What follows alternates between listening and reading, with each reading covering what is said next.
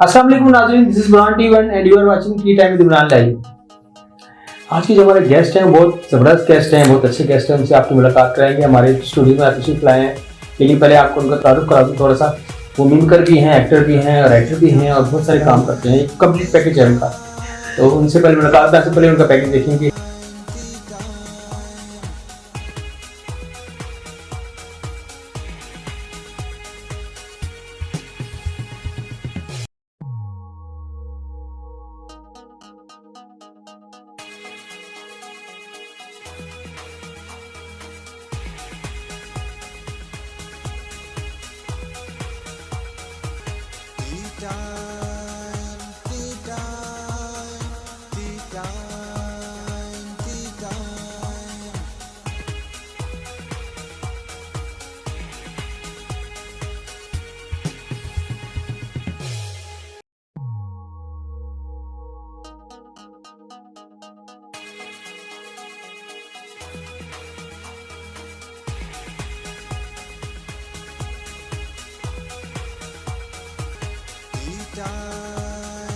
Welcome back जी।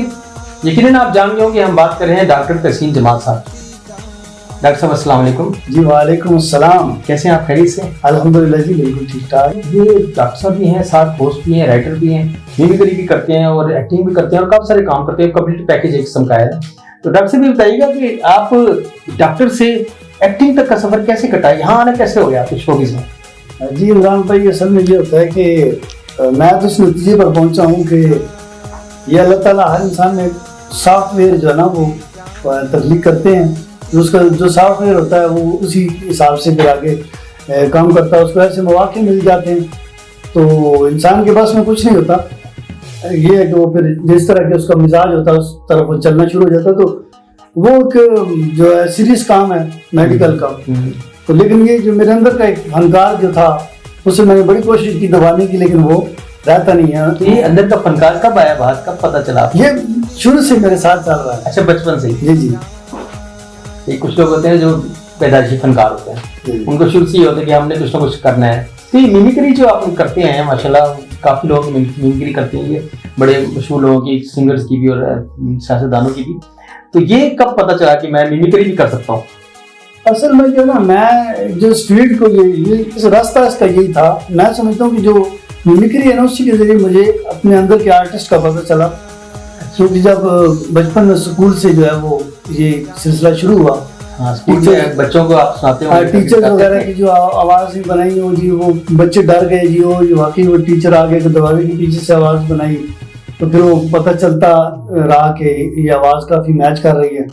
इसी तरह फिर और मोहल्ले में ये लोगों की आवाज़ें बनाई, तो वो ये बचपन से ही सिलसिला जो है ना वो। अच्छा, तो ये मिमिक्री के जो आपको टैलेंट है वो हमें भी कुछ सिखाएं, हमारे ऑडियंस को भी दिखाएं ना, कैसा कोई किस की आवाज़ आपने सीखना है या नहीं? मैंने सीखना नहीं है। हम कहाँ कर सकते हैं, हमें सिखाएं? नहीं, आप सुनाएं हमें। हाँ सुनाएं जी, सुनाने के लिए बैठे हैं। किसकी आवाज़ आप सुनना चाहेंगे? बिलावल की सुना दो।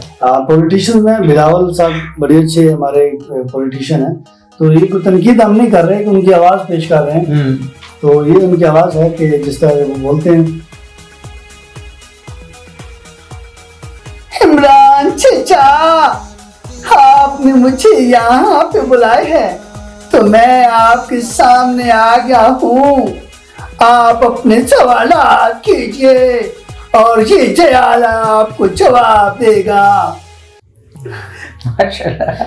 अच्छा, और कोई जो सियासतदानों वाले? और ये हमारे प्राइम मिनिस्टर साहब माशाल्लाह बड़े अच्छे काम कर रहे हैं, तो उनका लहजा बड़ा पुरजोश लहजा उनका। हाँ, आप देखिए आप ये जो सवालात की फहरिस्त लेकर आए हैं, मैं इनसे घबराने वाला नहीं हूँ, लेकिन मैं एक बात आपसे कहना चाहता हूँ कि ये जो जुल्म का जो ज़ाब्ता है हम इसको नहीं मानते, मैं नहीं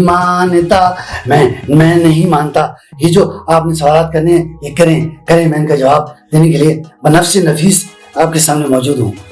अच्छा, चौधरी शुजात हुसैन की भी निकाल देते हैं? जी बिल्कुल, उनके बगैर तो वो महफिल सजती नहीं। महफिल सजती नहीं, कैमरा। देखिए जी बात ये कि आप जो भी सवाल करेंगे हम उसका जवाब देंगे। तो अब लोग पूछते हैं परवरिश लाई है वो क्या कर रहा है आपके साथ है या नहीं है। देखिए वो बड़ा हो गया, वो अपने फैसले अब खुद करता है। तो बाकी मैं आपसे यही कहूँगा कि आप आए रोटी वोटी खाएं, बाकी बातों में छोड़े मुझे कोई बात नहीं। माशाल्लाह बहुत खूब। और एक्टर सेक्टर्स भी हैं इसमें लिस्ट में जी। इसमें इंडिया के बना सकते हैं, इंडिया की जिस तरह जैसे अमिताभ बच्चन सारे लोग पसंद करते हैं, वो बड़ा नाम सेक्टर है। देखिए जी मैं ये आपसे पूछना चाहता हूँ कि जब एक माँ और एक बाप अपने 10 बच्चों को पाल सकते हैं, तो 10 बच्चे मिलकर एक माँ और एक बाप को क्यों नहीं पाल सकते? हाँ, ये सवाल मेरे मन में जाने कब से गूंज रहा है कि ऐसा क्यों है कि वो 10 बच्चे मिलकर एक माँ और एक बाप को क्यों नहीं पाल सकते? हाँ। माशाल्लाह बड़ा खूब। अच्छा एक और भी नाना पाटेकर। हाँ, नाना पाटेकर, उनकी आवाज अच्छा है। आप सवाल पूछो, मैं जवाब देता हूँ।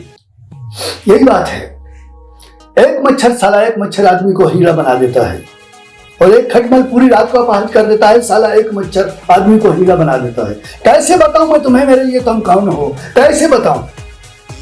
ये उनके बिल्कुल ऐसे इस तरह की। और उनके और भी उनके लहजे अलग अलग होते हैं। एक फिल्म थी वो आलबन शक्ति के नाम से, तो उसमें उनका लहजा, और दूसरा जो राजस्थानी था।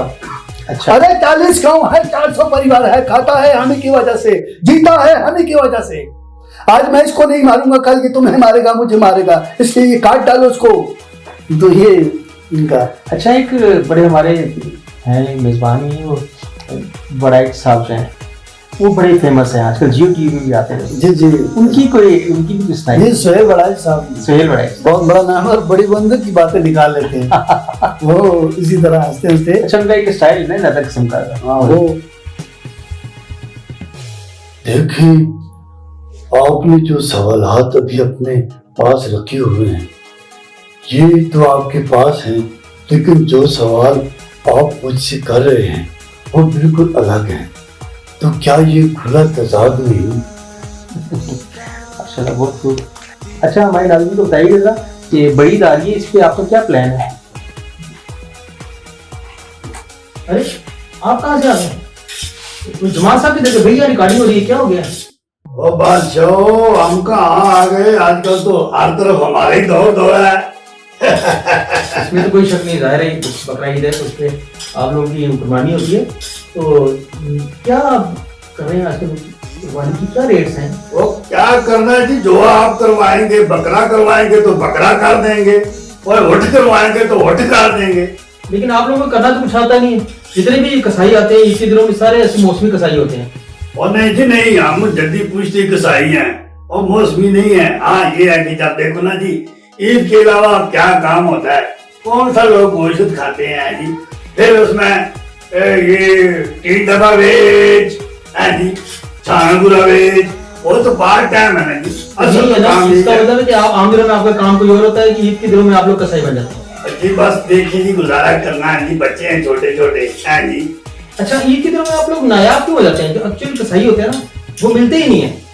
और देखें जी इमरान साहब, वो बात ये है कि जो है वो मिलते हैं हम, लेकिन जो है ना लोग जो है वो उस नजर से देखते नहीं है, हम उनको नजर नहीं आते। बहुत महंगे हो जाते हैं ना, आप लोग नायाब हो जाते हैं। हाँ जी बिल्कुल। देखे ना, जैसे आज मैं अचानक आपको नजर आ गया हूँ, वैसे मैं जैसे गली से गुजर जाता हूँ, आपको पता ही नहीं चलता। गुजरते तो हैं, बहुत सारे मिल भी जाते हैं, लेकिन वो होते हैं जो सारा गोश्त खराब कर देते हैं। अच्छा ये बताइए कि ईद पे लोगों को कुछ आपसे शिकायत भी है, ये बताइए कि बहुत ज्यादा रेट्स कर देते हैं आप ईद पे, ईद के दिनों में कुर्बानी जब आती है तो इतने हाई होते हैं आपके रेट्स के बस। और जी रेट कहाँ ज्यादा है जनाब इमरान साहब, अब देखें जी 10,000 कोई रेट है बकरे का, और चीज है कोई 10,000, एक बकरे के 10,000 रुपए लेते हैं। और लाख लाख का बकरा लेते हैं, उससे ऊपर का भी है, माड़ा सा बकरा भी है तो 70-80 हजार लाख रुपए का, तो 10,000 हमें देते हुए जनाब आप लोग उसमें बड़ा एतराज करते हैं। 10,000 तो बहुत ज्यादा है, और बड़े जानवर क्या ले गए? और बड़े का फिर उसके हिसाब से ना जी 7-7 बंदे डाल के कर रहे होते हैं, और हमें अगर जनाब 20,000 दे दें 15 से लेके 20 तक रेट है। अच्छा, पता नहीं आपको जरा ख्याल नहीं आता कि जो कुर्बानी करे उनके भी तो बच्चे हैं आखिर, वो भी तो बेचारे किसी तरह कुर्बानी कर रहे हैं, तो आगे इतने रेट आपने लगाए हैं। देखें जी, सीधी बात है, जो हक है ना अपना हक रखना चाहिए।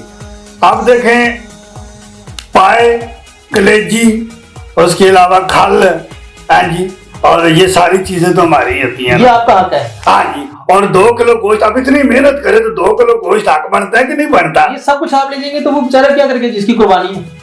और यार उसने क्या करना है, उसकी कुर्बानी हो गई है ना। उसके भी तो बच्चे हैं, उसने भी तो खाना है ना। और यार हमारे बच्चे देखे बच्चों की आपने बात की, बच्चे बड़े काम की चीज है। देखो ना, 10 बच्चे हैं जी, मेरे 10 बच्चे हैं, तो आपके 10 बच्चे हैं? ये जो सारी चीजें मैं लेके जाता हूँ ना, खाल शाल, ये जनाब, ये 2 किलो गोश्त भी, 10,000 रुपया भी सारा है, तो उसके बाद जो लाइन में खड़े होते हैं ना, वो सारे आपके पथरिये ही होते हैं।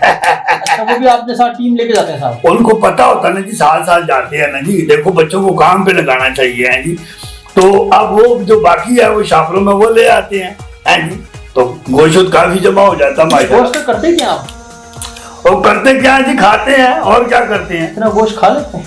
वो खा लेते हैं जी। अब देखें, पिछली दफा भी फ्रिज खराब हो गया था। अच्छा, फ्रिज खराब हो गया, सारा गोश्त भी खराब हो गया। ओहो, बस ऐसी नजर लगी है, नुकसान हो गया आपका। जी हाँ। इससे बेहतर आप किसी को दे देते, किसी गरीब को दे देते। और गरीब को दिया है ना जी, गरीबों को दिया है, वो आगे से उन्होंने उल्टी गालें कढ़ी हैं, आगे से बदवाएं दी हैं। क्यों? वो कहते हैं नेकी का दरिया में डाल, इसके बाद नहीं देना उनको। क्यों बदवाएं दी आपको? और यार कहते हैं जी खराब गोश्त दे दिया है हमें। तो आपने गोश्त खराब करके दिया उनको? ठीक देते हैं तो ठीक था। नहीं, खराब मतलब फ्रिज इतना खराब नहीं होता। देखना, जब तक गोश्त ठंडा रहता है ना फ्रिज का, उसको पका के खा सकते हैं जी। अच्छा। तो मैंने कहा चलो दे देते हैं, इनका भला हो जाएगा। आपने खराब गोश्त दिया तो उन्होंने तो बदवाएं देनी थी ना आपको फिर? नहीं, खराब इतना कोई नहीं था, बस उनकी नीयत खराब हो गई। तो गोश्त खराब कैसे हो गया? देखना जी, फ्रिज खराब हो गया था इस वजह से। अच्छा, फ्रिज खराब। हाँ, तो वो फिर आप भी काफी लोगों की तरह जिस तरह बाकी लोग करते हैं कि फ्रिज में भर लेते हैं गोश्त, इस तरह आप करते हैं? जी, वो क्या करें जी, गुजारा तो करना है ना। अच्छा, एक और भी आपसे लोगों की शिकायत है कि सुबह करके बकरे को चले जाते हैं आप लोग, फिर घंटों आते ही नहीं है। हर घर में बकरा वो बड़ा बेड़ा लगा होता है, उस छुरी फेरते हैं चले जाते हैं, गायब होते हैं। और देखें जी, छुरी चलती रहती है, छुरी जो है ना वो हमारी चलती रहती है। मतलब आप देख रहे हैं 10 बंदे इधर खींच रहे हैं, 2 इधर खींच रहे हैं, 4 इधर खींच रहे हैं, तो करना है ना जी सब एडवांस सबसे ले लेते हैं और वो बस बीच में अटका के चले जाते हैं। देखें, जब कुर्बानी का शौक जब होता है ना, तो वो जो खुद काट रहे होते हैं उनको हम काम पे लगा जाते हैं। हाँ जी, मेन चीज जो है वो बकरा जमा करना है। अच्छा, और उसके बाद जो है वो खाल उतारनी है, और बाकी कपटुकी लगे रहते हैं ना जी आपस में। बाकी वो खुद करे बंदा जो घर वाला है। तो जाहिर बात है, जैसे कुर्बानी का मजा ही था, जब आप कोई मेहनत कर रहे हैं जी, तो ये इस तरह तो नहीं ना होता। तो आज बताते हैं हम, चले कोई दूसरे का काम हो जाता है किसी भरा का, तो इत्तेफाक से करना चाहिए ये काम। तो खाल शाल आप नहीं ले जाते हैं इनके? अब खाल तो है ही हमारी ना जी। तो वो दिल जो मस्जिद वाले होते हैं वो भी उन्होंने भी लेनी होती है बेचारे ने। हाँ, वो बीच में आते हैं जी, अपना वो रौला पाते रहते हैं। आप लोग तो हर जगह से खाल भी लेते हैं, गोश्त भी ले जाते हैं, सब कुछ ले जाते हैं। देखें जी, 2 किलो गोश्त ईमानी बात है, सीधी बात है, 2 किलो गोश्त हमारा हक है। इसके अलावा दिल, गुर्दे, कलेजी और पाए, और ये जो है अपना खल, ये सारी चीजें तो ये बनती है हमारी हैं जी, क्या करनी है किसी। ये सब आपका हक है जी। और यानी कि जिसने कुर्बानी की उसको बेचारे कुछ ना मिले।